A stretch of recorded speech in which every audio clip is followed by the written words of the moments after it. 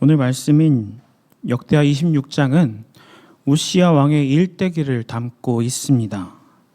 우시야 왕이 된 때부터 죽음까지를 열왕기하에서는 14장 21절부터 22절까지 2절, 15장 1절부터 7절까지 7절의 말씀으로 기록한 것과 비교해 보면 꽤 긴 분량으로 우시야 왕에 대하여서 다루는 것을 볼 수가 있습니다. 성경에는 우시야 왕의 이름이 두 가지로 등장하고 있습니다. 앞에서 말씀드렸던 것처럼 우시야 왕의 이야기는 열왕기하 15장에도 등장하고 있는데, 여기서 우시야 왕을 아사랴라고 표현하다가 우시야라고 표현하기도 하는 것을 볼 수가 있습니다. 학자들은 이에 대해서 크게 두 가지 접근을 하여서 설명하고 있습니다. 첫 번째 접근은 원래 이름이 하나 있고 왕이 되면서 얻게 된 이름이 있다라는 설명입니다. 또 다른 접근은 열왕기하 24장 17절의 말씀으로 예시를 들어볼 수가 있습니다. 바벨론 왕이 여호와긴의 숙부 마따니아를 대신하여 왕으로 삼았고 그의 이름을 고쳐 시드기야라 하였던 것을 볼 수가 있습니다. 시드기야 왕의 예시처럼 외부의 영향으로 이름이 바뀐 채로 왕이 되었다라는 설명을 하기도 합니다. 역대기에는 열왕기와 다르게 동명이인 대제사장 아사랴가 등장하고 있고, 이와 완전히 구분하여서 아사랴라는 이름은 등장하지 않고 우시야라는 이름만 계속해서 등장하는 것을 볼 수가 있습니다. 역대하 26장 1절부터 4절까지는 우시야 왕의 즉위와 우시야 왕의 신상에 대한 설명을 담고 있습니다. 이 부분에서 역대하 26장 말씀과 열왕기하 15장 말씀은 우시야 왕에 대한 거의 유사한 내용을 담고 있습니다. 우시야 왕은 16세에 왕이 되었고 예루살렘에서 52년간 다스렸습니다. 그의 아버지는 전왕 아마샤이고 어머니는 예루살렘 출신 여골리아입니다. 언뜻 보기에는 우시야 왕의 통치 기간이 긴 것처럼 보입니다. 하지만 지난주 수요 예배 때 잠깐 들으셨던 것처럼 연대를 따지고 보면 우시야 왕은 약 24년 동안 아버지 아마샤와 섭정을 하면서 권력을 나누었던 것으로 보입니다. 또한 거기서 끝나는 것이 아니라 후에 나올 일들 때문에 왕의 역할을 감당할 수가 없어서 자신의 뒤를 이어서 왕이 되는 자신의 아들 요담과 함께 섭정을 했던 것으로 보입니다. 이를 통해 우시야 왕의 통치 기간이 길어 보이지만 길지 않았다는 것을 우리는 알 수가 있습니다. 우시야 왕에 대한 평가는 역대하 26장 4절의 말씀처럼 여호와 보시기에 정직하게 행하는 왕으로 시작하고 있습니다. 2절부터 요시야 왕은 에돔 땅에 있는 항구 엘롯을 정복하였습니다. 엘롯은 아라비아, 애굽, 두로, 시돈 등 여러 곳으로 진출할 수 있는 그 당시 최고의 무역로로 통하는 항구 도시였습니다. 성경에는 역대하 26장 2절의 말씀에 엘롯을 건축하여 유다에 돌렸더라라는 짧은 문장으로 기록하고 있지만 우시야 왕과 유다는 이 엘롯을 점령하고 건축하여서 엄청난 부를 축적할 수 있었을 것입니다. 또 역대하 26장 5절부터 15절까지는 하나님께서 보시기에 정직하게 행하는 왕이었던 우시야 왕과 남유다가 강성해지는 이야기를 담고 있습니다. 가장 먼저 5절에서는 우시야 왕이 어떻게 하나님께서 보시기에 정직하게 행할 수 있었는지를 밝히고 있습니다. 우시야 왕 옆에는 하나님을 두려워하도록 돕는 스가랴가 있었습니다. 스가랴가 지도한 대로 따를 때 우시야 왕은 하나님께서 보시기에 정직하게 행하는 왕이 될 수가 있었습니다. 그런 우시야 왕을 하나님께서는 형통하게 하셨습니다.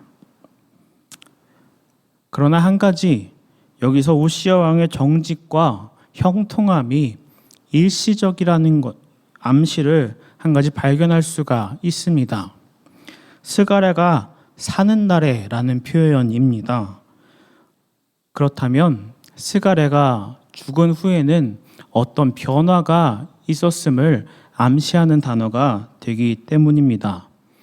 우시야 왕보다 스가랴가 먼저 죽고 그 후에 우시야 왕이 더 이상 하나님을 찾지 않았다면, 하나님께서 보시기에 정직하게 행하지 않았다면, 그렇게 하나님을 찾지 않는, 하나님께서 보시기에 정직하게 행하지 않는 우시야 왕을 하나님께서 더 이상 형통하게 하시지는 않았을 것이기 때문입니다. 비슷한 예시를 역대하 24장에 등장하는 전전때 남유다 왕 요아스에서 찾을 수 있습니다. 역대하 24장 2절에서도 5절의 말씀과 유사한 구조를 가진 말씀을 찾을 수 있습니다. 요아스 왕은 제사장 여호야다가 살아있는 동안 세상에 사는 모든 날에 여호와 보시기에 정직하게 행하였습니다. 성전을 보수하기도 하였습니다. 하지만 여호야다가 죽은 후에 하나님을 떠나 우상 숭배를 하였고 결국 아람의 침략을 받게 되었습니다.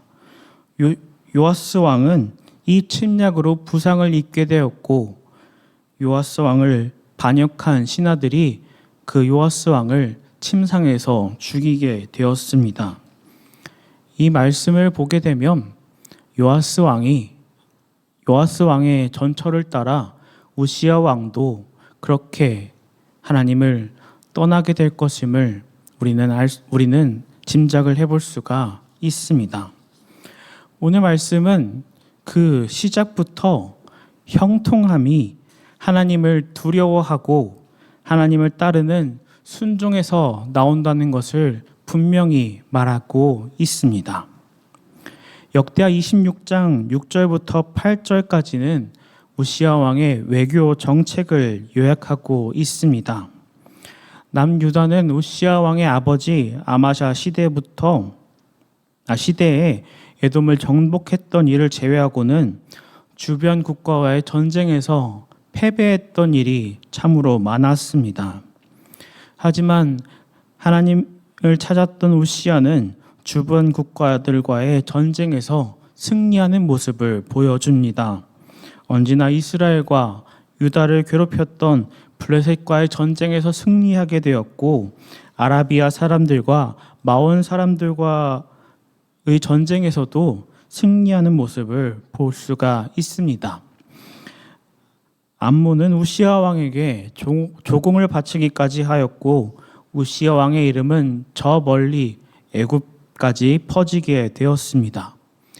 우시야 왕의 명성이 점점 더 커지고 있는 것을 볼 수가 있습니다. 우시야 왕의 영향력이 점점 더 커지고 있는 것을 볼 수가 있습니다. 우시야 왕이 이렇게 전쟁에서 승리한 것은 단순히 땅을 점령하고 가지는 것에 그 이상의 의미를 가지고 있었습니다.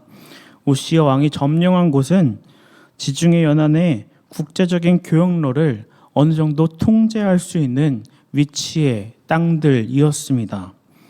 라틴어로 비아마리스, 한글로 해변길인 이 길은 아프리카와 중동, 아시아를 잇는 교역로였습니다. 이 길과 인접한 땅을 가지게 되었다는 것은 이제 그 국제적인 교역로에 어느 정도 영향력을 행사할 수 있었다는 의미가 되고, 앞서 2절에서 등장했던 엘롯을 정복했던 때처럼 엄청난 부를 가질 수 있었다는 의미가 되는 것입니다. 본문 말씀은 이렇게 승리하고 또 엄청난 부를 가지게 된 우시야 왕에 대한 이 승리의 공을 우시야 왕에게 돌리지 않습니다. 하나님이 그를 도우셨다는 메시지를 통해 하나님께서 도우셨기에 우시야 왕이 승리할 수 있었고 땅을 점령할 수 있었음을 분명히 말하고 있습니다. 우시야 왕의 승리는 우시야 왕의 것이 아니라 하나님의 것입니다. 역대하 26장 9절과 10절에서 우시야 왕은 이제 국내로 눈을 돌려 내실을 다지는 모습을 볼 수가 있습니다. 아버지 아마샤 왕 때에 북이스라엘의 침략으로 무너졌던 성벽을 재건하였고 곳곳에 망대를 세워 예루살렘을 방어하기 위한 요새화 작업을 시작하였습니다. 또한 물웅덩이를 파면서 토지를 개간하여 목축과 농업을 지원하는 모습을 보게 됩니다. 이렇게 내실을 다지고 있는 우시야 왕의 모습이지만 그 우시야 왕의 나중을 보게 되면 참 아쉬운 점이 있다는 것을 보게 됩니다. 아버지 아마샤 왕 때에 북이스라엘의 침략으로 무너졌던 성벽을 재건하였고 성벽과 망대, 목축과 농업을 이렇게 단단하게 하였지만 남유다를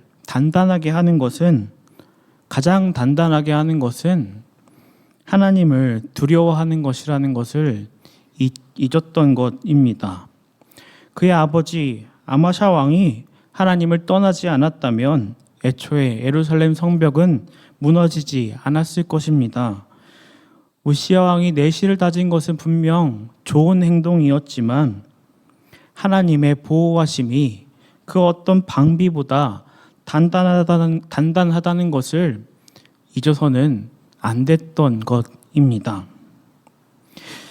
역대하 26장 11절부터 15절까지는 우시야 왕의 거대한 군대에 대해서 설명하고 있습니다.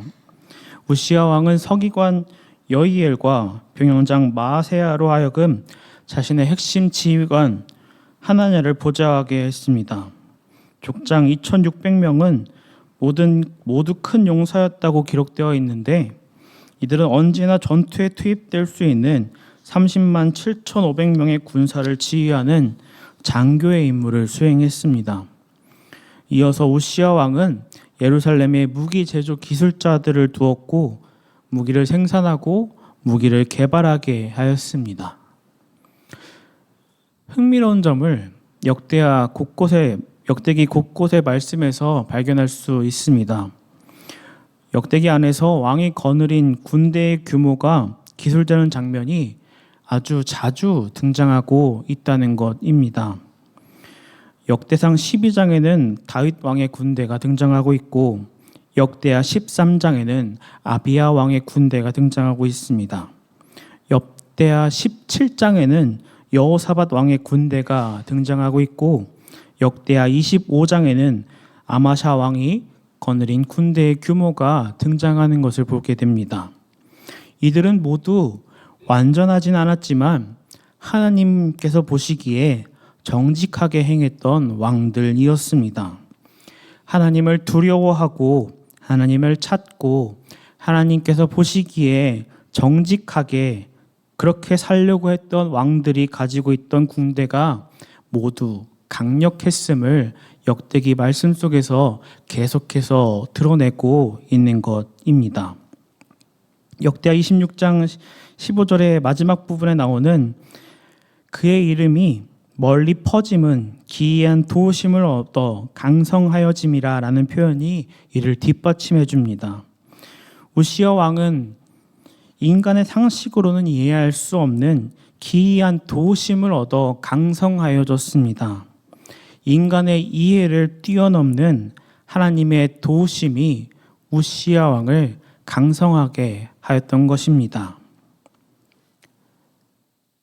그러나 이렇게 우시야 왕이 하나님께서 보시기에 정직하게 행하고 강성하게 된 것으로 이 이야기가 끝나지 않는 것을 보게 됩니다. 우시야 왕은 강성해진 후에 큰 죄를 저지르게 됩니다. 바로 교만이라고 하는 큰 죄였습니다. 오늘 본문 말씀은 역대하 26장은 선한 것에 대한 보답과 악한 것에 대한 징벌을 철저하게 직설적으로 대조하고 있습니다. 역대하 26장 16절에서 23절까지는 교만해진 우시야 왕이 저지른 죄와 그 결과에 대해서 기록하고 있습니다.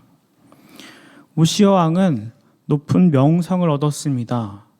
거대한 군사력을 가지고 있었습니다. 단단한 내실을 쌓았습니다. 이제 우시야 왕은 존경과 명예를 얻었을 것입니다. 이제 우시야 왕은 지금까지 자신이 가지지 못했던 것을 차지하고 싶었던 것 같습니다. 다른 왕들처럼 우상 숭배에 빠지지는 않았지만 제사장이 독점하고 있던 제사의 영역에 자신이 관여하려고 하는 모습을 보여주게 됩니다. 바로 이것이 우시야 왕의 죄의 시작이었습니다. 역대하 26장 18절의 표현대로 오직 분향하기 위하여 구별함을 받은 아론의 자손 제사장들이 할 바인 향단에 분향하는 일을 하려고 하였습니다. 이는 이제 우시야 왕이 하나님의 말씀조차 듣지 않으려고 하는 교만한 행동을 하고 있음을 보여줍니다. 우시야 왕을 제지하러 들어간 대제사장 아사랴와 80명의 제사장들 앞에서 분향하려던 우시야 왕을 이마에 그 즉시 나병이 생기게 되면서 우시야 왕은 이제 성전에서 쫓겨나 일평생 죽는 날까지 격리되어 나병 환자로서의 삶을 살게 되었습니다. 앞서 표현했던 것처럼 이 이후에 우시야 왕은 자신의 아들 요담과 섭정을 했던 것으로 보입니다. 우시야 왕은 이제 죽어서도 왕들의 묘실에 묻히지 못하였습니다. 너무나 우시야 왕의 마지막 모습까지도 초라하다는 것을 보게 됩니다. 그렇게 강성하였던 우시야 왕의 모습이 이제 더 이상 발견되지 않는 것을 보게 됩니다. 역대하 26장 20절에서는 이런 표현이 있습니다. 여호와께서 치심으로. 우시야 왕의 나병은 결국 그의 죄악에 대한 하나님의 진노였음을 분명하게 보여주고 있는 것입니다. 우시야 왕의 처음 평가와 마지막 평가는 너무나 극명하게 갈리고 있습니다. 처음의 평가로 역대하 26장 4절부터 5절까지의 말씀을 함께 읽도록 하겠습니다. 우시야가 그의 아버지 아마사의 모든 행위대로 여호와 보시기에 정직하게 행하며 하나님의 묵시를 밝히 하는 스가랴가 사는 날에 하나님을 찾았고 그가 여호와를 찾을 동안에는 하나님이 형통하게 하셨더라. 아멘. 우시야 왕은 하나님께서 보시기에 정직하게 행하며 가장 오랜 기간 남유다를 다스렸던 왕이었습니다. 하나님의 도우심을 받아 전쟁에서 승리하였고 건축을 하였으며 거대한 군대를 가지고 부와 명성을 누리던 왕이었습니다. 하지만 우시야 왕의 마지막 평가가 너무나 달라졌음을 또한 역대하 26장 23절의 말씀을 통해 볼 수가 있습니다. 함께 읽겠습니다. 역대하 26장 23절의 말씀입니다. 우시야가 그의 조상들과 함께 누움에 그는 나병 환자라 하여 왕들의 묘실에 접한 땅 곧 그의 조상들의 곁에 장사하니라. 그의 아들 요담이 대신하여 왕이 되니라. 아멘. 죄를 짓고 하나님의 진노로 나병에 걸려 왕들의 묘실에도 묻히지 못하는 우시야 왕의 초라한 마지막 모습을 기록하고 있는 것을 보게 됩니다. 우시야 왕이 많은 것을 누렸지만 하나님을 떠난 우시야 왕에게는 아무것도 없었음을 오늘 말씀의 마지막에서 보여주고 있는 것입니다. 이사야 6장 1절 말씀에서 이사야가 소명을 받는 때는 우시야 왕이 죽던 해라고 언급하고 있습니다. 이사야 6장은 오늘 말씀 바로 뒷부분, 그러니까 우시야 왕이 죽은 뒤를 배경으로 하고 있는 것입니다. 이사야 6장 11절부터 12절에는 하나님을 떠난 남유다 백성들이 어떻게까지 몰락하는지를 보여주고 있습니다. 함께 읽도록 하겠습니다. 내가 이르되 주여 어느 때까지니까 하였더니 주께서 대답하시되 성읍들은 황폐하며 주민이 없으며 가옥들에는 사람이 없고 이 토지는 황폐하게 되며 여호와께서 사람들을 멀리 옮기셔서 이 땅 가운데에 황폐한 곳이 많을 때까지니라. 아멘.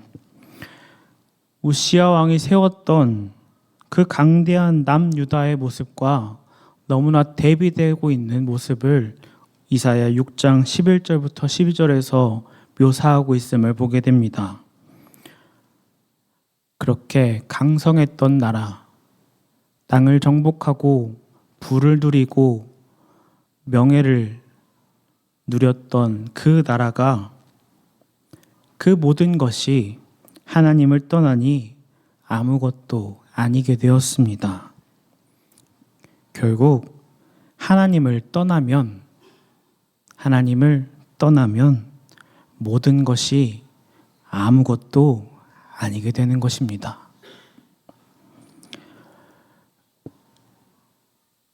성지교회 성도 여러분, 우시야 왕이 얻은 모든 것은 하나님께서 보시기에 정직하게 행했기에 하나님께서 주신 것이었습니다. 하나님을 떠나 죄를 짓게 되자 그렇게 대단하다고 느껴졌던 모든 것들이 아무것도 아니게 되었습니다. 우리에게 선택지는 딱 두 가지밖에 없습니다. 하나님인가? 아닌가? 라는 두 가지 선택지입니다. 또한 우리가 선택해야 하는 것은 딱 한 가지밖에 없습니다. 바로 하나님입니다. 하나님께서 보시기에 정직하게 행하는 성지교회가 되기를 소망합니다. 교만함이 아니라 겸손함으로 그 모습을 잃지 않는 성지교회가 되기를 간절히 소망합니다. 기도하시겠습니다.